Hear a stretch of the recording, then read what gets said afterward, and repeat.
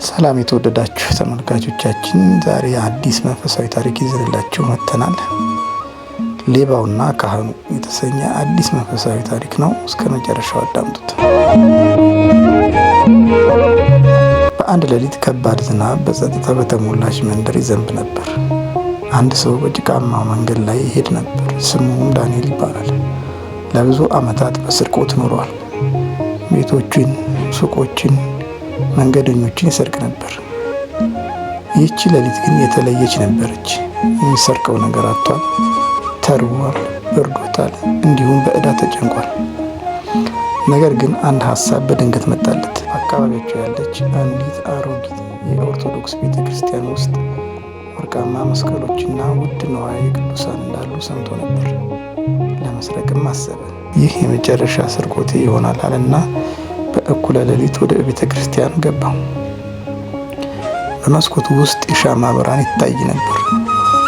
ትልቁን የእንጨት በር በቀስታ ከፍቶ ገባ። ውስጡ ፍጹም ጸጥታ ነበር። የዕጣን ሽታ አየሩን ሞልቶታል። የቅዱሳን ስዕላት ከግድግዳው ላይ ወደ እርሱ እንደሚመለከቱት ይሰማው ጀመር። ልቡ ቢፈራም ስግብግብነቱ ወደፊት አስገፋው። ወደ መሰዊያው በቀስታ ተጠጋ። በድንገት አንድ ድምፅ ሰማ። ልጄ ለምን መጣህ? የሚል ድምፅ።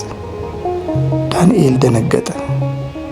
አንድ ባለ ነጭ ፂማም ሽማግሌ ካህን በሻማ ብርሃን አጠገብ ቆሞ ነበር። ካህኑ ዳንኤልን በቁጣ አልተመለከተውም፣ በርህራሄ እንጂ። ዳንኤል በፍጥነት ቢላውን አወጣ። እንዳትጠጋኝ ሲል ካህኑን አስጠነቀቀው። ካህኑ ግን አልፈራም። በተረጋጋ ድምፅ እንዲህ አለው፣ አንተ ከአደገኛ ሰዎች ይልቅ የተራበ ሰው ትመስላለህ አለው። እነዚህ ቃላት ከማንኛውም ሰይፍ በላይ ልቡን ወጉት። ለብዙ ዓመታት እንዲህ በደግነት ያናገረው ሰው አልነበረም። ካህኑ ወደ ጠረጴዛው ሄዶ ዳቦና ሻይ ያመጣለት። ዳንኤል ተገርሞ ተመለከተው።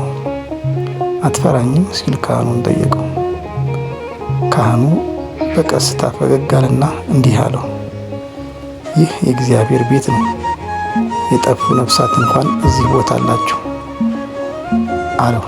በዚያ ቅጽበት ዳንኤል ቢላውን አወረደ። እጆቹ መንቀጥቀጥ ጀመሩ።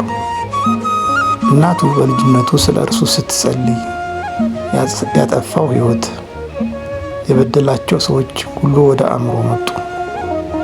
መሬቱ ላይ ተንበረከከ። እንባው ፈሰሰ። እግዚአብሔር እንደኔ ያለን ሰው ይቅር ይለዋልን ሲል በቀስታ ጠየቀ። ሽማግሌው ካህን መለሰለት፣ በእውነት የተጸጸተን ልብ እግዚአብሔር ፈጽሞ አይጥለውም ሲል መለሰለት።